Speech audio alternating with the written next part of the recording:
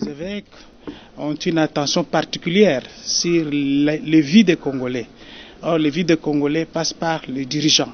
Or, les dirigeants, pour les avoir, il faut des élections. Pas n'importe quelle élection, de bonnes élections.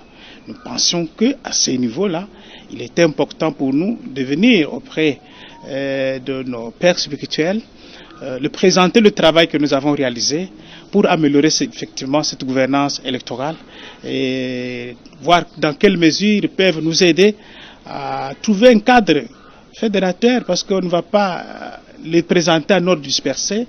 Et comment on peut le faire? C'est pour cette raison que nous sommes venus dans ces plaidoyers pour voir dans quelle mesure tout ce qui est sur le terrain comme initiative, on peut arriver à harmoniser, avoir un document communautaire, collectif, qui va représenter les attentes de la société civile. Et nous sommes venus présenter ce travail de Vadmekum que nous avons produit sur l'amélioration de la gouvernance électorale dans notre pays. Nous sommes extrêmement satisfaits. J'ai eu l'impression que nous sommes venus à une porte qui nous était déjà ouverte sans le savoir, mais on le savait. Et nous ne pouvons pas faire trop de commentaires, mais au moins nous avons été écoutés. Et nous laissons quand même à eux-mêmes, je voulais dire, ce qu'ils ont apprécié de notre travail, mais nous rentrons satisfaits et nous y reviendrons encore parce que le travail est ouvert et il nécessite le concours de tous. Et nous ne pensons pas que c'est la première fois et ce n'est même pas la dernière. Nous allons continuer. Les évêques s'intéressent à ces choses pour la simple raison qu'ils sont convaincus que c'est avec une bonne gouvernance électorale que le peuple congolais sera pris au sérieux dans la gestion du pays. C'est quand ceux qui seront au pouvoir comprendront que pour y demeurer, et n'ont pas un autre chemin que de satisfaire la population à qui ils devraient rendre compte et non aux personnes qui les auraient nommés. Et comme l'a dit Jonas, la fondation de tout cela, c'est la loi électorale. Alors ils nous ont amené un projet de travail très intéressant où ils ont identifié tant au niveau de la loi organique de la CENI et de la loi électorale les articles qui posent problème.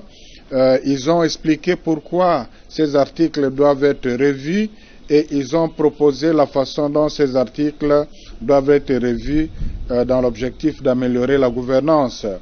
Et là, ils ont prévu même des sanctions parce qu'il y a déjà de bonnes dispositions dans la loi.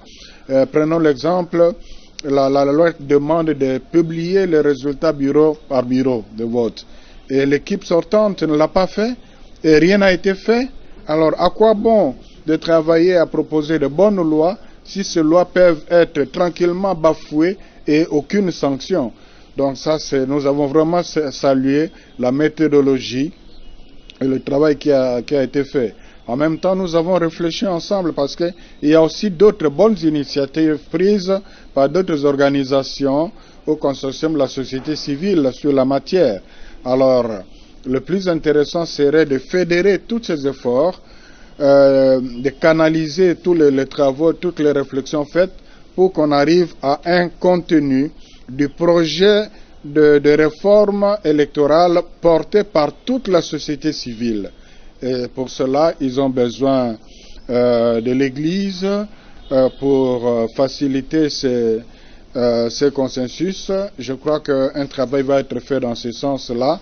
Et que les politiques vont être attentifs aux attentes de la société civile parce que je crois qu'il y a des choses pour lesquelles il ne faudrait pas négocier car il en va de l'avenir même du pays.